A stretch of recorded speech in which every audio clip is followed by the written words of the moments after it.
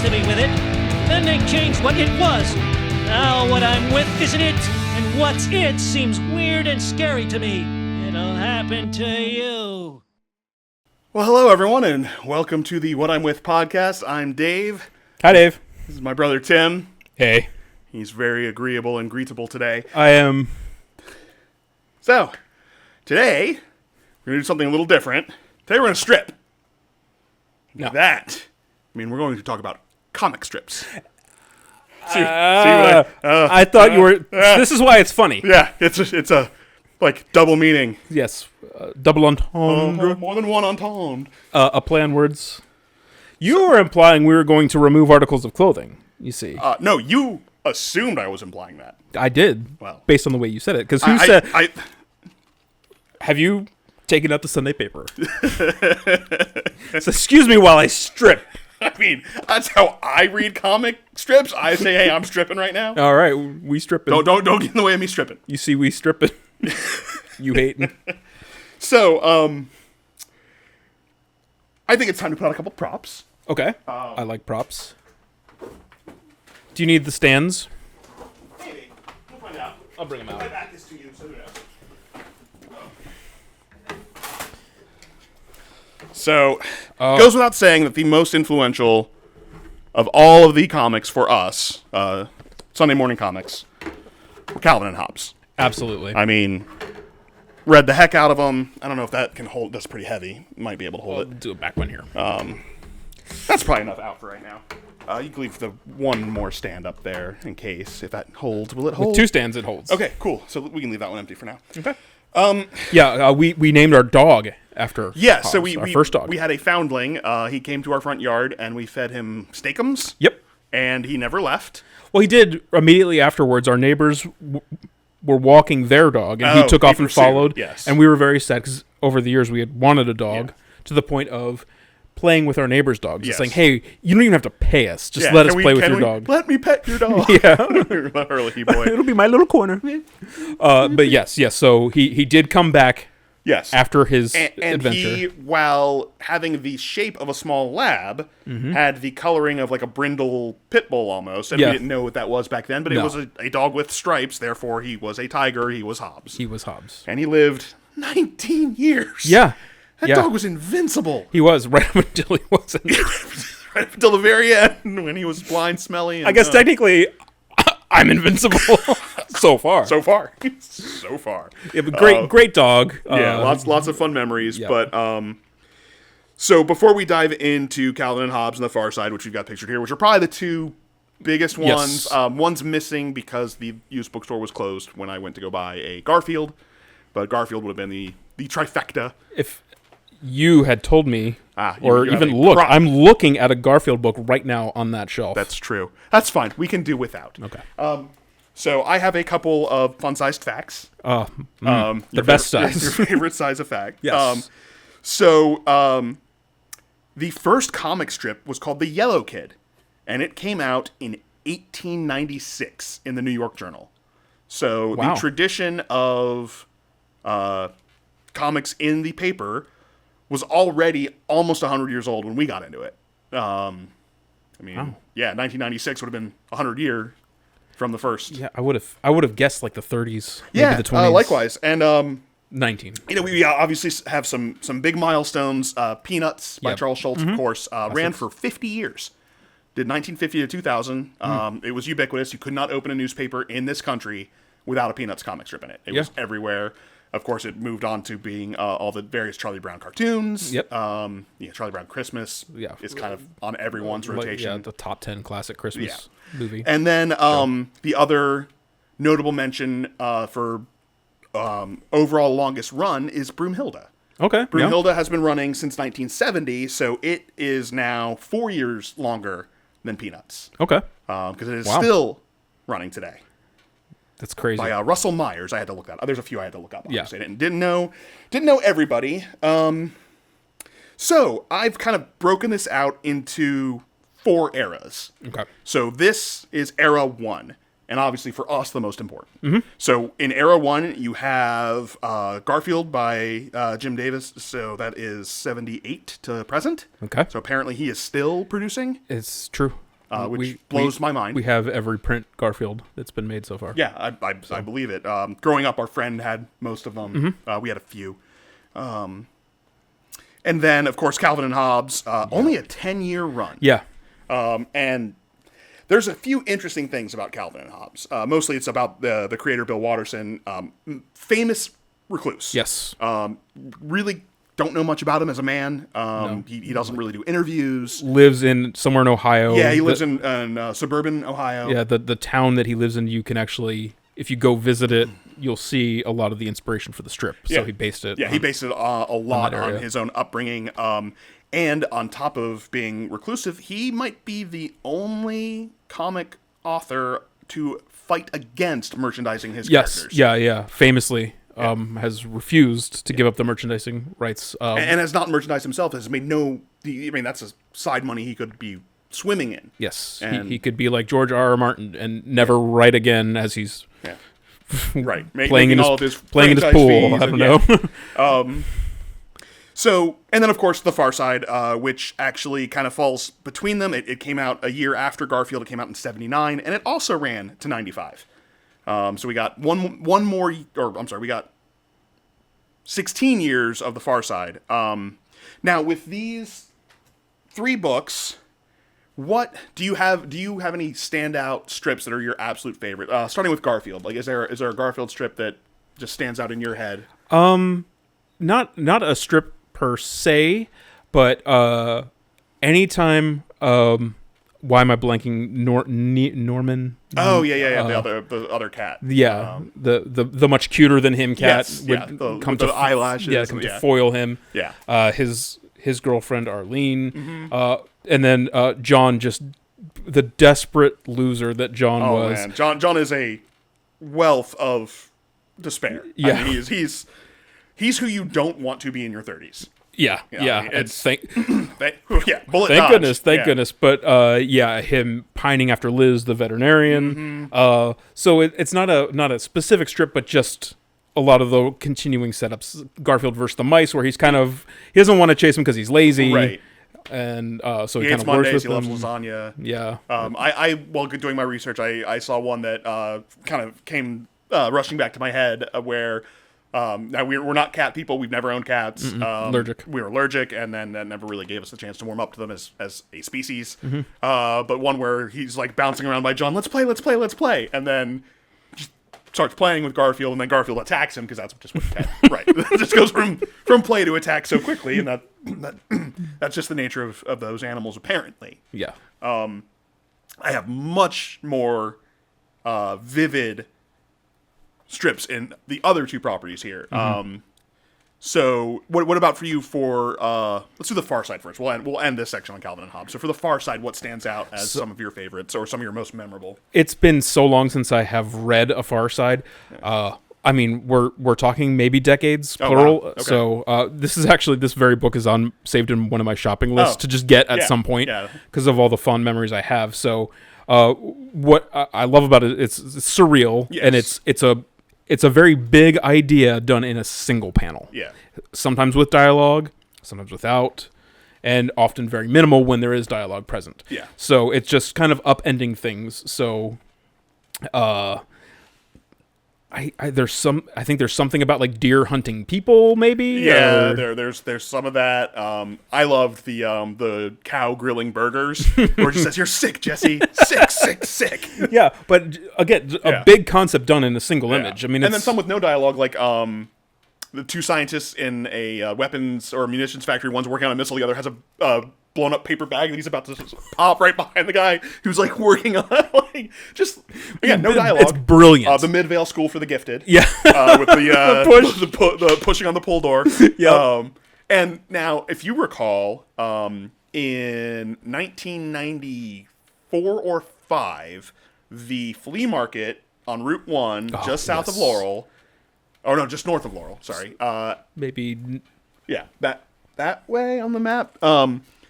Someone, I mean, not licensed, someone had taken those strips and put them on white T-shirts, and I bought every last one that I could find. Yep. Like I had so many of those while going into the 8th grade. Yeah. Like, so many. Probably won you many friends.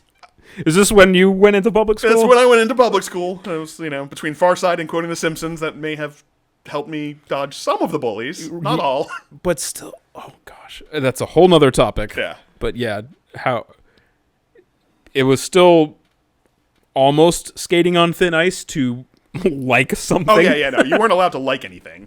Yeah, unless you find other people that like the same Right. thing, and then Then you can. it's prison mentality. Yes, you right. you You eat do more tests, together, and then you have safety in numbers. Yeah. So, I mean, those ones stand out. I mean, I picked up the full collection maybe 2 years ago. I've read through it once, and yeah, there's just so many gems. So many I remembered, so many I didn't. Yeah, absolutely love The Far Side. Again, it's one of those things, like, we grew up in a very magical time for humor. we did. And for non-visual, non-audio humor, that Far Side was very formative. Yeah, absolutely. Really helped shape what I found funny. Mm-hmm. And to this day, it holds up. Calvin and Hobbes. Yeah, I mean, where do you start with Calvin and Hobbes? I don't know, because it's hilarious, it's heartfelt, it's philosophical. I have this picture as a canvas print in my office. I think now, as a father, one of the most important comic strips that Watterson ever did was Calvin trying to get his dad to play outside with him, and him saying, "No, I have to do the thing." Yeah. And then he just sees his son outside and just puts it all down. Yep. Like, work can wait. My kid's only a kid for so. I mean, that is. And you just see big smiles running through the leaves. Yeah, and then gets a kiss goodnight. From his son. Like, yep, that's important, and that was drilled into my brain as the kid, and now I'm the dad. Yeah. Going back and reading that as an adult, and then again as a parent. Yeah. And then at first as a kid. So it's kind of three different ways to experience Calvin and Hobbes, but it tears your heart out. But then you've got, like, Get Rid of Slimy Girls, and you've got Spaceman Spiff, and you've got bats, the giant bugs of the sky. Bats aren't bugs. The Transmogrifier. And then for the titular book, Revenge of the Babysat, the entire story with Rosalind, and poor Rosalind. Yeah, just the hell he would put her through. Oh yeah, and like all the. But yeah, his just vivid imagination, and just how, especially back then when, I know we harp on this a lot, but we didn't have an internet, we did not have constant entertainment, so living vicariously through an imaginative boy kind of played a part in how we would explore the woods. Like, our tiny little piece of woods was a giant forest to us because of our imagination. Yes, and in our, at the very edge, the next street down, there was a little dirt hill. Yeah. And because Calvin did it, we took our wagon, our Red Rider whatever it's called, flexible flyer, radio flyer wagon, and we would roll it down the hill just as he would. You could steer it loosely. A little bit, and you would get a little hurt, and it's fine. Totally fine. Dust it off. We would sled down that same hill in the wintertime. Oh, yeah, and then, of course, to us, it was a mountain. Yep. But now, looking at it, it's like, oh, that's a little hill. It's tiny. Yep. Yeah, I mean, Calvin and Hobbes is, again, it's not as funny as Far Side. It is very contemplative. He deals with existential questions. He deals with religious questions, societal questions. But the strip where the house is broken into. Yeah. And Hobbes is missing. Yeah. Oh, and what he goes through. Yeah. Yeah. No, it's a tear your heart out, but it's meant for kids. Like, it really helps grow you up. I'm legit getting emotional thinking about it, because it's like, I know my daughter, when she was young, how important every toy was to her. Yeah. And like, no, there were times where my kids' favorites went missing, and yeah, and so you just think about that, because as the kid, you're like, oh man, that would be terrible to lose my toy that I love. But as the parent, when you're powerless, rough. Yeah. So we're gonna move on to another era. I don't have any props for this, but there's sort of a middle era. Like as these things are exiting in the mid to late 90s, except for, of course, Garfield, which is still going on. Yeah. A couple new ones crop up. Non Sequitur, which is still running. That is not unlike Far Side. It's more political. Dude really hates lawyers. Like, I think I learned that lawyers were scum from Non Sequitur. Like, it was just like every few weeks there was something about lawyers. And then, of course, cannot talk about the early 90s. Actually, technically it's 89. without bringing up Dilbert. Ah, yes. Dilbert, brilliant Scott Adams. Especially considering the career paths you and I have gone into. Yep. Dilbert kind of mentally prepared us for what cubicle life was going to be yes. like. Yes. And it is accurate. Yeah, it's exceedingly accurate. Now, I have a favorite that I used to keep up because I started my cubicle life more in the graphic design field. Kind of gone everywhere since then. But I will bring that up. But do you have a Dilbert that you used to keep up in your office, or one that really connected to you? I don't. For me, it's been the calendars, and yes, the calendars were huge. So it's a new strip every day. So I'll find it and I'll put it up on the Jumbotron in the edit. But I had a Dilbert where he was digitizing at high resolution famous works of art, and he's like, now we finally have the painting of the Last Supper digitized, and just talking it up. Then the boss is just like, it looks too cluttered to me. Do you think we have any clip art of bagels we can put in there? Do those people look happy? And then Dilbert's like, compared to me? And that's how, the number of times I heard cluttered or add this or take, I'm like, yeah, no. The people who don't have a background in design always have an idea, and they shouldn't give it to you. Yeah. Like, just let the person who job it is. Management versus creative. Yeah, exactly. And all managers think they're creative. Mm-hmm. And some are. Yeah, I've had some. Some are. So, I have to decide what order I want to do this in now. No, we'll keep moving on. So, as print media started dying, a new format was perfect for comic strips: the internet. And there are 3 that I'm going to talk about from the beginning of the internet webcomic era. Okay. And we cannot begin without talking about the godfathers of webcomics, Penny Arcade. Penny Arcade, yeah. Mike Rulick and Jerry Hulkins in 1998 started Penny Arcade. Yeah. And we were huge fans in the early years. Absolutely. Very, very much in touch with video game culture, nerd culture. Yes. It lined up with they us. had their finger on the pulse. Yeah. One of my absolute favorite strips, probably yours too, is when the first Xbox came out and the controller being gigantic, known as the Duke. Yeah. So the strip of them playing it for the first time, they're sitting on the Xbox and they're holding the Dukes on their laps because they're so gigantic, and they're just talking about, and they're just making fun of it without making fun of it. And but I remember laughing until tears were coming out, because up until that, like, the PlayStation had already been out, and it was very compact. It was even the original PlayStation. For what it was smaller than the SNES. I think? Probably, or at least similarly sized. This was like this is the bigger than a Xbox, VCR. yeah. It was huge. Yeah. So that one I loved. Claw Shrimp. Where Gabe, I think, was the character. Gabe was convinced there was a species called claw shrimp, and it drove the other character, who I'm blanking, Tycho. Mm-hmm. Drove Tycho crazy to the point of murder.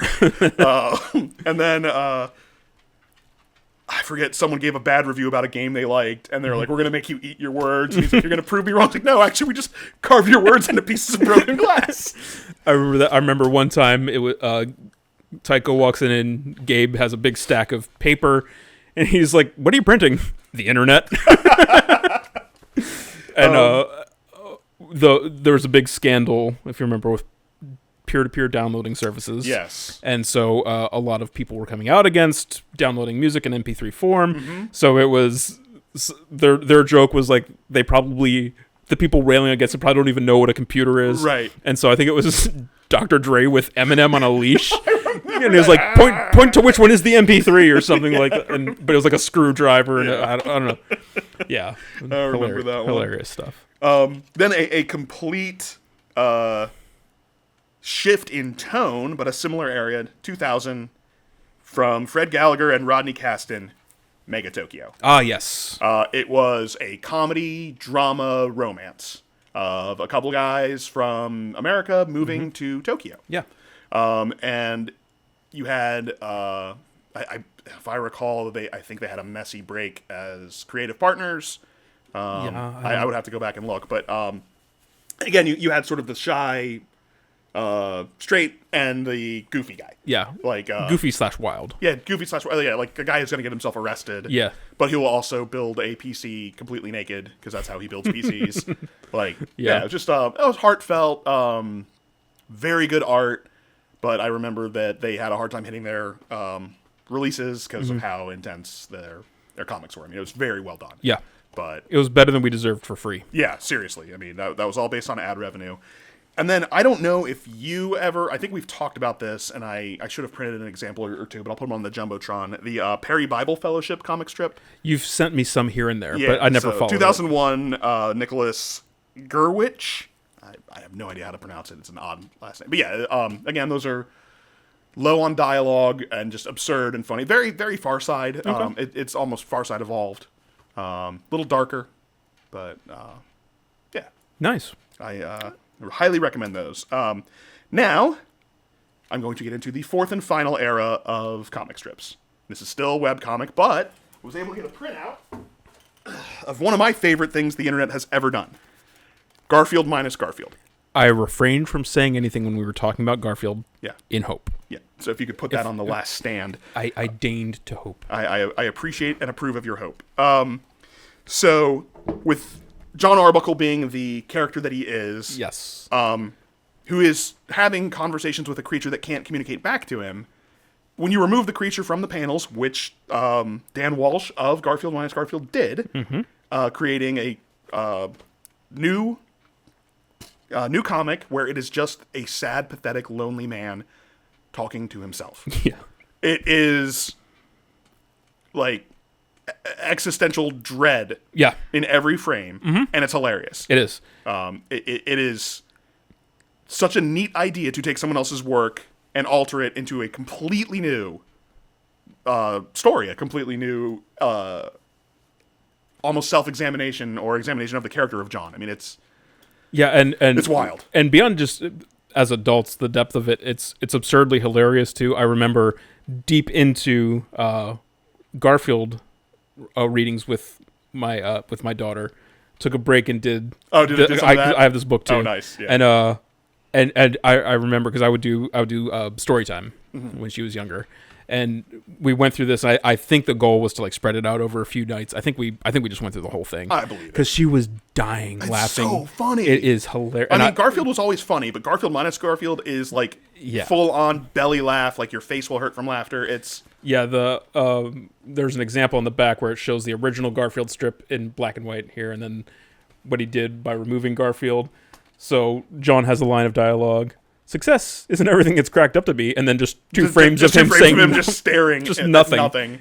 But in this one, Garfield would say, "And you would know this because..." Right. Yeah. Right. Which so it removes the punchline. Completely. And so you just have John just to nobody in his empty house. Yeah.